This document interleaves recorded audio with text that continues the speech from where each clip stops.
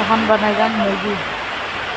প্রথম তেল দিছি, পেঁয়াজ দিলাম, দিয়ে এটাকে ভাজি লেছি, একটু ভাজিয়ে টমেটো দিছি, টমেটো দিয়া এখন ম্যাগি দিলাম। ম্যাগি দিয়া এখন একটু হলদি, লবণ, মরিচের গুঁড়া দিলাম, দিয়া এটার মধ্যে জল দিলাম।